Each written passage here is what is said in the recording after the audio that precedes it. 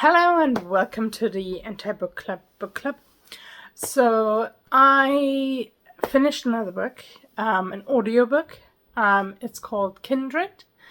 I don't think I did an intro for it, so basically the way it came about was because I've actually quite enjoyed reading some of the audiobooks I read recently. I wasn't really into audiobooks, but then I read a couple of good ones like Midnight Library, Chain Gang All Stars, and I really enjoyed them. So I was like, oh, maybe. And I've also realized that, reading an audiobook, I can actually read them quite quickly.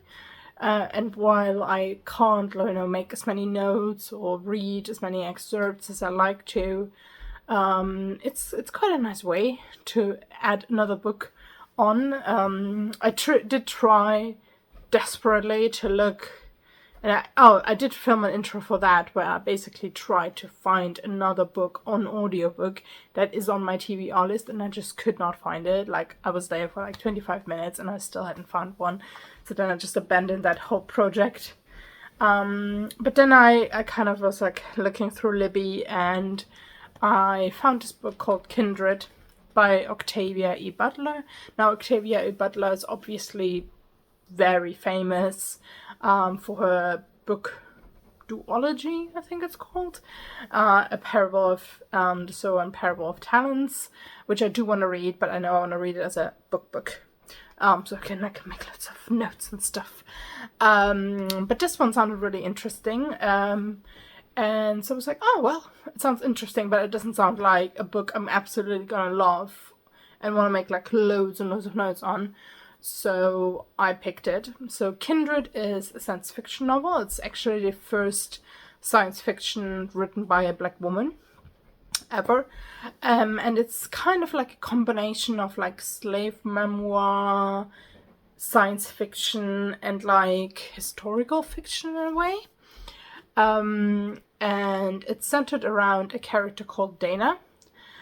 She's a 26-year-old African-American woman living in 1976. I don't know where she lives, actually. She might be living in the same place. Anyways, so she lives in 1976, and then for some unknown reason, all of a sudden she gets dragged. I'm gonna just quickly take the bottle away from my guinea pigs. They have another one. Don't feel like I'm torturing them just to film my videos. But this one is so loud. Listen to it. So loud. Okay, go to the other bottle, my darling. This is her favorite bottle, so she'll be like... But she'll live. Anyways. Right. So through some inexplicable reason, all of a sudden she's yanked back in time. I want to say to 1876, but I'm not entirely sure the year that she gets yanked back to, because this is one of the things I was listening, but like I couldn't fully take everything in, so like I was like, oh, don't know what's happened. So she gets yanked back in time, finds herself confronted with a young boy who's drowning, and she saves his life, and then realizes who that boy is, and it turns out that boy is an ancestor of hers, and him and an African-American, he's white, his name is Rufus, he's red-haired, and him and an African-American woman are going to he is going to father, but they are going to essentially create her, I think it's a great-grandmother, Hagar. So she realizes that if she hadn't saved his life, that wouldn't have happened. And she's then yanked back in time, but it turns out quite quickly that, well, she might be spending hours or even days in the antebellum period. In her current timeline, she is not gone for very long at all. In fact, most of the book takes place over the course of one day of 1976. But basically, she's realizing that she's being called to Rufus every time his life is in mortal danger to save him, and essentially ensure that her great-grandmother will be born. and in turn she's actually back to her current time period whenever her life is in danger. So it's like a very weird connection based on your life being in danger, essentially. Which I mean, time travel stuff is always a little bit tricky, isn't it? So I'm not fully quite sure about why it is like it's just, that's the concept, right? Overall, I did enjoy listening to it. I wouldn't say it was an absolutely revolutionary piece of writing that I listened to. I know that Octavia Butler obviously has written an amazing fiction and non-fiction, but yeah, I mean, it was fine, but it was also very much what I was expecting. So like I've watched things like Antebellum and things like that, and it was kind of along the same lines, which I suppose in a way they might have come from this kind of novel, you know. Yeah, it's a 3.5, partially also because unfortunately I didn't find that the narrator was as good as other narrators I've experienced, and unfortunately when you have an audiobook, the narrator is so important. So I'm sorry, but they are worth half or even a whole star to me, because they are what keeps you going. And there was a moment where I was like, oh, do I want to keep listening to it, because I'm actually not really getting into it, and part of that was because of the narrator. But yeah, I really enjoyed the novel overall. It obviously touched on some important themes around race relations, slavery, living back in that sort of time, and then doing that with the knowledge of what would be happening just a few years later, really. And like the knowledge of what has been happening to Black people in general. She's a very well-read, educated African-American woman. She's a novelist. So she was there just with all of that knowledge, kind of living in that time period. So yeah, it was a really good novel. It wasn't world-changing to me. But yeah, I enjoyed it. I would recommend it if you're kind of into science fiction. It's kind of mixed with historical fiction and a little bit of like that sort of edge. Go for it. You'll definitely enjoy it. I'm now going to do a little bit of like a spoilery section, but I talk more in depth about what happens in the book. So 3, 2, 1, woo! So Dana actually has a white husband called Kevin. There's a little bit about how they met, but not very much at all. It's mainly about her story of traveling back and forth.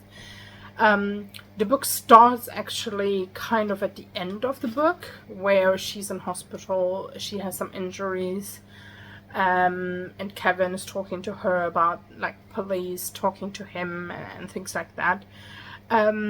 Which was interesting because it kind of made you go, ooh, what happened? Like you wanted to know more. But then it also takes away some of the drama. So like when you were like, is she ever gonna come back to present time? You were like, well, yeah, she is, because I know it from the... Do you know what I mean? Like, it just kind of took away some of that drama and some of the edge of it. It did raise like very interesting questions. So like I said, she's obviously a modern, educated African-American woman.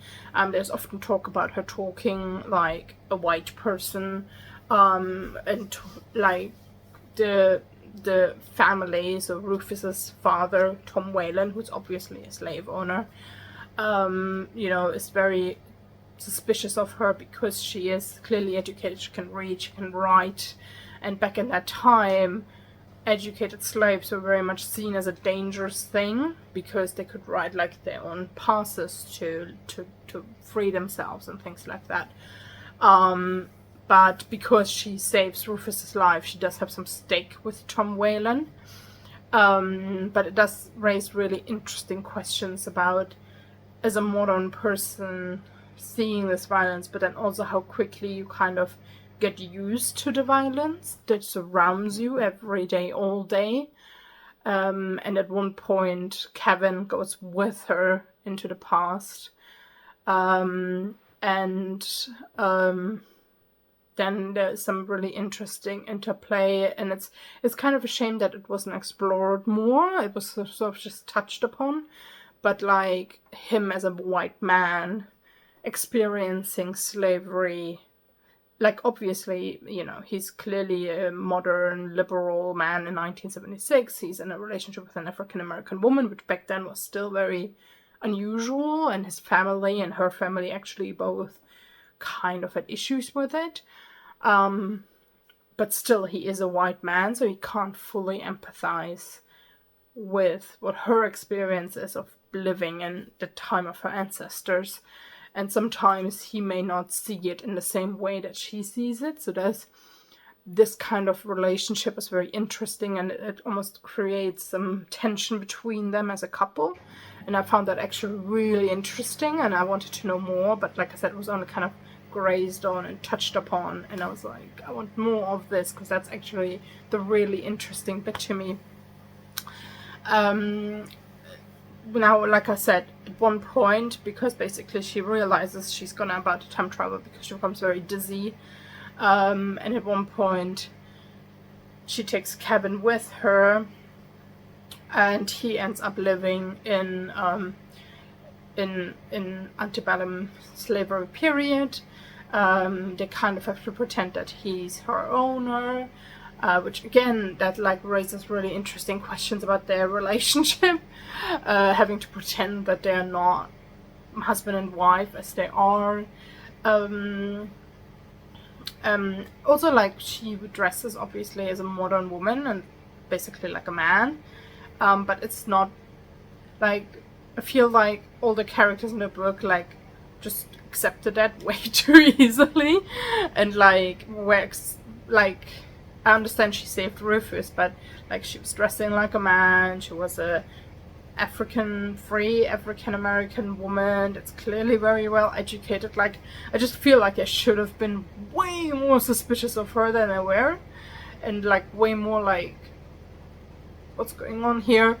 And also like her and Kevin, like they were pretending, but, and this is very much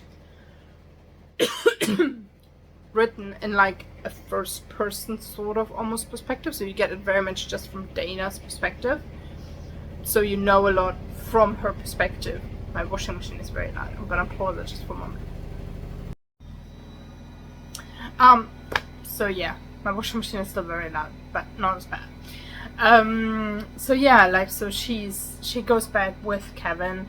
They're clearly like, even though they're supposed to be owner and slave, they're clearly like in a romantic relationship, which everybody knows. So it's very very interesting how it like doesn't really cause any issues. And then Dana's obviously very aware that if she was to go back to modern times, Kevin needs to be with her, or he's gonna be stranded in antebellum Maryland. So you would think that like they both do everything in their power to constantly be together, but they don't really. Which I think that's part of the reason why I give it 3.5 stars, because sometimes I didn't quite understand the way the characters were acting. So like, you know, he wasn't doing everything in his power to be with her as much as he could, you know. I mean, she's technically his slave. He could have surely like said, you know, this is my slave, I want her to be with me, I want her to do work for me, blah blah blah blah blah.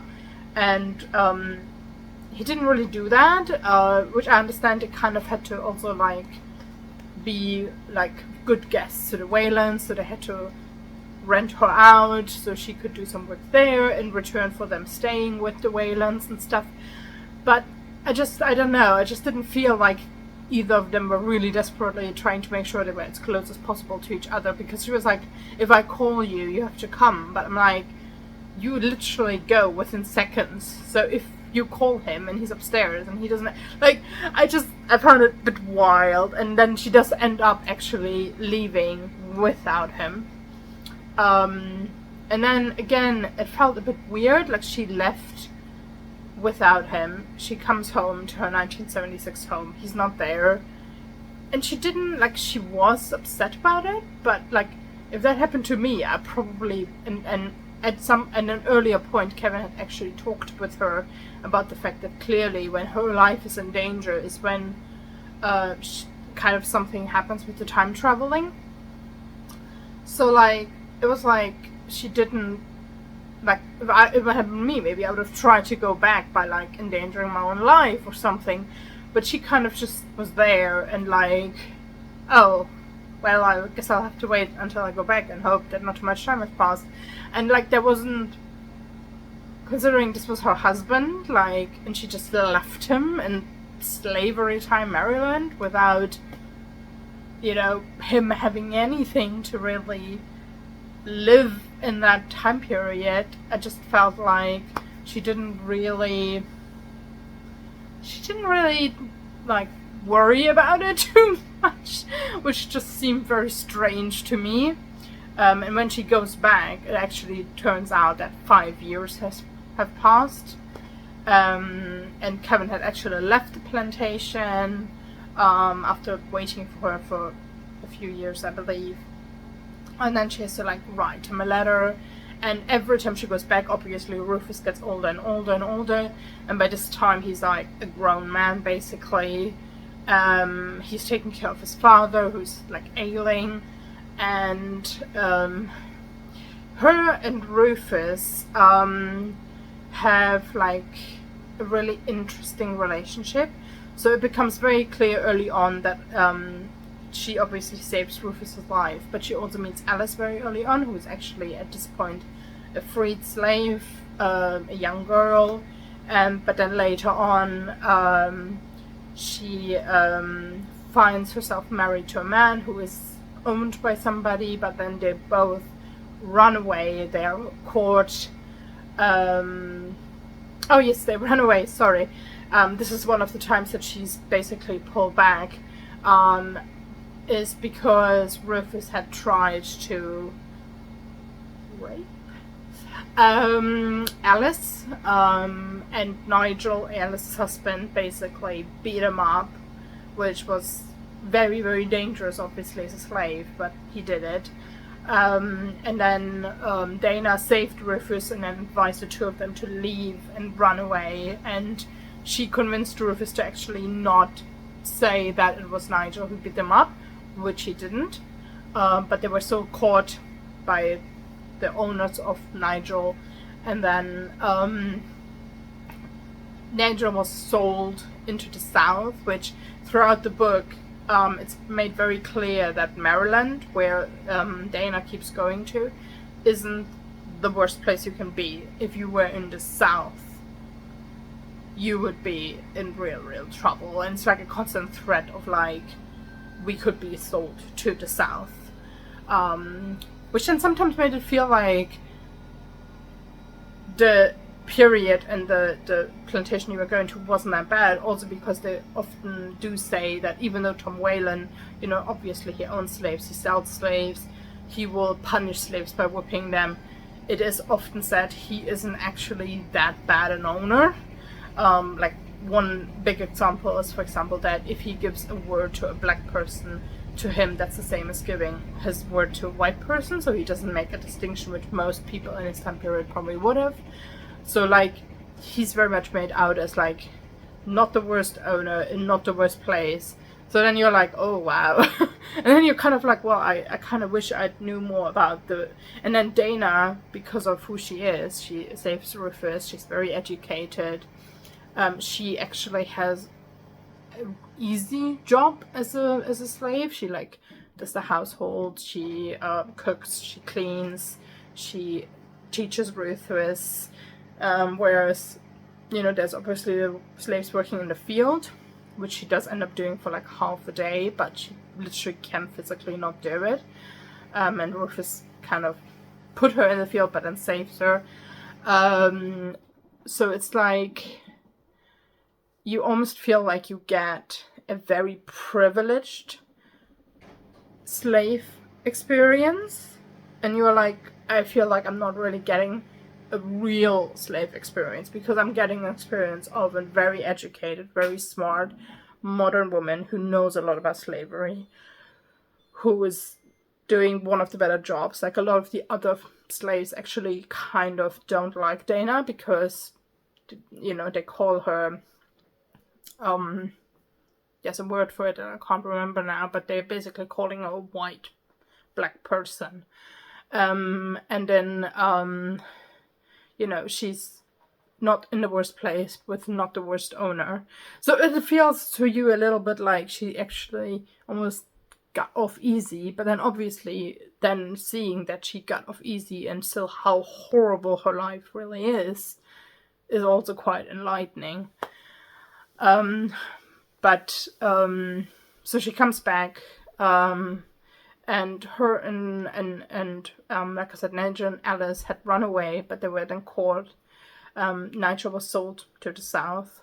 Alice was injured very, very badly, but Rufus, who's like always been sort of in love with Alice, actually goes and buys her for way more than what she's worth, because she was beat, she was mauled by dogs, she is near death essentially, and then Dana helps to nurse her back to health with her very limited modern knowledge. And then she, Rufus basically now owns her. And there's a very interesting bit where I think Alice talked to Dana about like, oh, well, what would be the ideal scenario for Rufus is if Nigel was out of the picture and I was owned by him. And then there was a moment later after Rufus essentially saved Alice, after she ran away, where Dana has a moment where she's like, wait a moment, Rufus has everything he wanted. Nigel's gone, and he now owns Alice and can do whatever he wants to her. And like, it was like those morsels where I was like, ooh, explore this more. I want to know more. Like, touch, like, go deeper on this. And then there wasn't deeper. But that, like, their relationship, especially towards the end of the book, is very, very interesting, because she often describes it as like a sibling relationship. So obviously Rufus, you know, starts treating Alice like a slave, but she like is required to obviously sleep with him, all of those things. And Dana is in a very weird position. And again, this isn't really explored as much as I would have liked it, where she's like, I have to let this happen for my ancestor to be born. And there isn't ever really a real deep interrogation by Dana of, should I let this happen just so my ancestor can be born into slavery so that I can exist, or should I stop this and no, I'm not gonna exist? Do you know what I mean? But that isn't really explored as much as I probably would have liked. But because like Alice is essentially left to be she's a slave obviously to Rufus, but like to be continuously raped by him, which is obviously horrible. But Dana kind of knows, oh well, it has to happen, and she doesn't really ever think, should this happen in this way? Like, I just wish it was interrogated a bit more. Whereas Dana and Rufus have a very interesting relationship where she can actually tell him off and she can manipulate him to do certain things, because she's very much like, well, if you don't do this, I'm not going to save your life next time I see you. And she kind of has this bartering chip and stuff. But then as she keeps coming back and as Rufus gets older, their relationship does change, where it becomes quite clear that Rufus almost sees her and Alice as like one woman. And they talk a lot about the fact that they look alike, probably because they share a bloodline. It's like one is for his bed and one is for his mind sort of thing. So it's very it's a very interesting relationship, and like Rufus continuously kind of, like Dana keeps having faith in him and saying he's not as bad as you think, but then Rufus keeps showing her that he is worse than what she thinks, because initially she was very much like, I don't want him to grow up to be like his father, but then it becomes quite clear that he is growing up very much to be like his father, which I actually appreciated, because it would have been weird to me if throughout the book she would have the influence on him to make him like, you know, free all his slaves and stuff. It would have maybe been a bit unrealistic to me. So the fact that he still grows up to become a lot like his father, and to understand that he owns people and he can do whatever he wants with them, but he still has a sort of softness to him in the way he treats his slaves, or in the way he especially treats Alice, while at the same time treating her horribly, because he is assaulting her all the time and he just beat her as well. Just a very interesting character. Like Rufus was probably the most interesting character to me in this book. And it was very interesting, their relationship, and her continuously kind of having faith in him, and then him doing something to break that faith. So one massive instance, for example, is when she comes back and Kevin has left the plantation after she left him there. She wants to write letters, and she asks Rufus to send the letters to Kevin, because Kevin had been writing to Rufus. And Rufus is like, yes, I'll do it, I do it. But he always kind of says it with like, I'll do it, but only if you make Alice want to be with me, or if you make Alice come to my bed tonight, that sort of thing. And then she finds out later on that he never sent those letters. So it's like very interesting. It's like a really interesting relationship. And then there's, and the entire time she's sort of like, when is Hagar going to be born, you know? When is Hagar going to be born? And then Hagar is being born, and she comes back to modern times. I can't remember why, on this instance. And she speaks to Kevin, who in the meantime she had managed to bring back with her. And he kind of asks her more about her time there. She was a very long time there this time. And he kind of seems to have cottoned on to the fact that Rufus might be interested in Dana for more than just as a brotherly sort of interest. And he kind of asks her if he has raped her. And says, you know, I could understand. And I kind of was reading this and I was like, what do you mean you'd understand it? And to Dana's credit and the writer's credit, Dana literally says, what do you mean you'd forgive me if I was raped? And I was like, yeah, like, what an insane thing to say. And again, I would have loved to see that explored more, but it wasn't. Oh,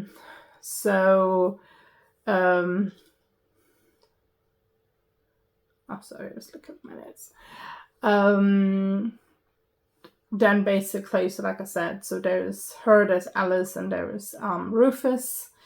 And Rufus is kind of like becoming this very interestingly manipulative, sometimes still quite childish character. And actually, one of the things that I found very odd is like his voice doesn't change, even though he like clearly grows up. Like his adult voice still seems very childish to me, whereas the narrator did a Tom Whalen voice, and that voice seemed very good, like a good male southern adult voice. So I feel like the voice should have almost become more Tom Whalen, but it's kind of stayed in a like young Rufus, which was a bit weird because it kept making you feel like Rufus was younger than he was. And then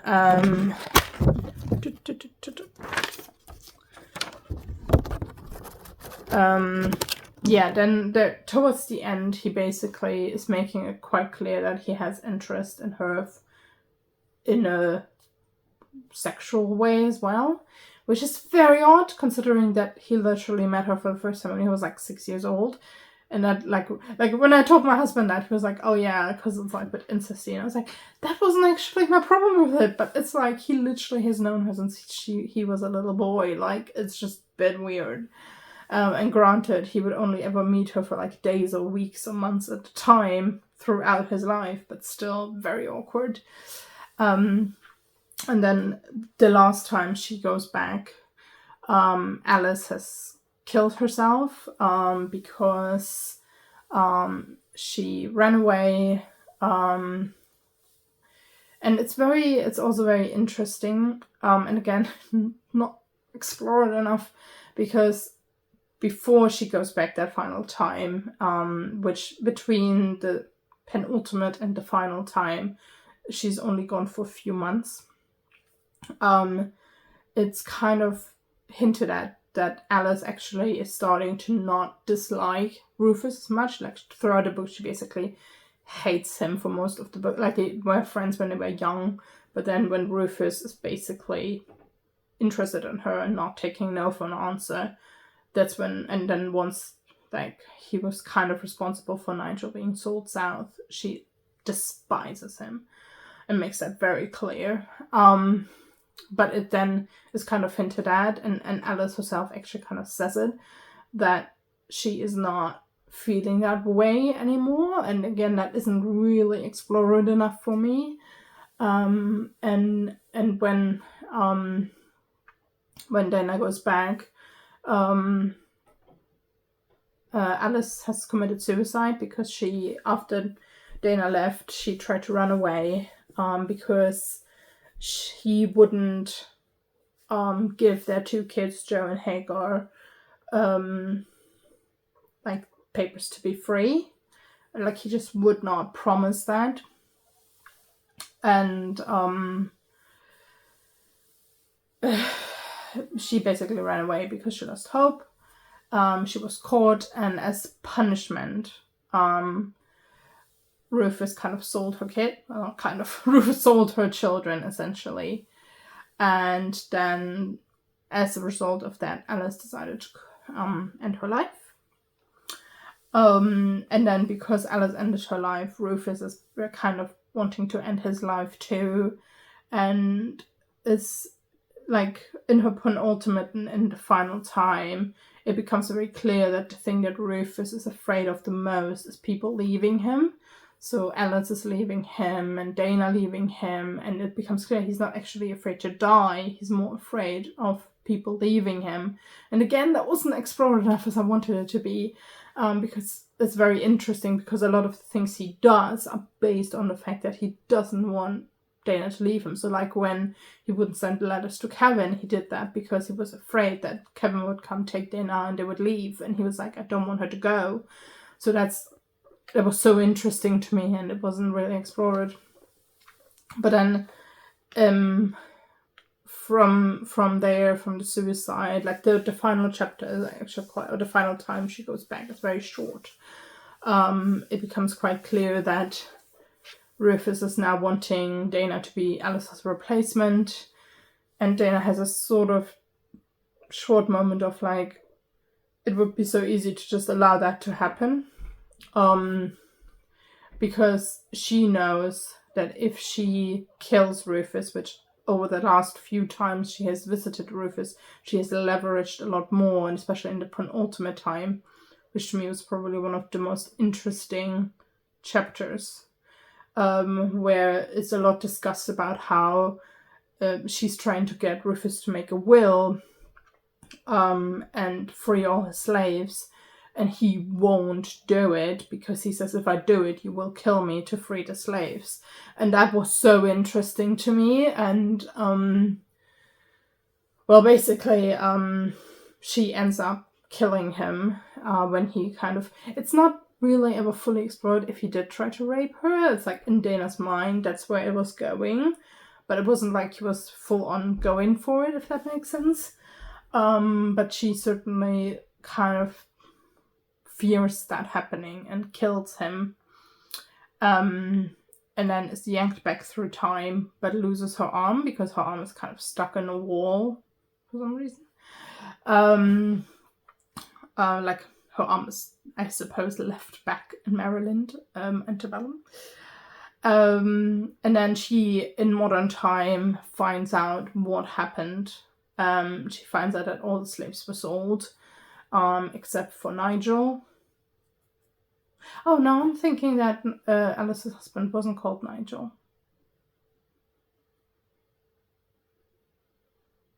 Let's just say Alice's husband was called Nigel, but there's another Nigel.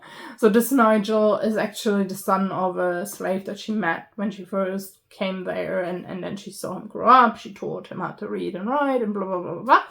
And this slave was very kind, and he again was also very interesting because she talked to him about, like, why don't you try running away and stuff, and he was very like, I know that I could have it much worse than how I do here. So it, like, that was so interesting to me. And he actually ends up marrying another young girl called Carrie, who also spends a lot of time with Dana throughout the book. She's a mute girl, and they have 2 children, I believe.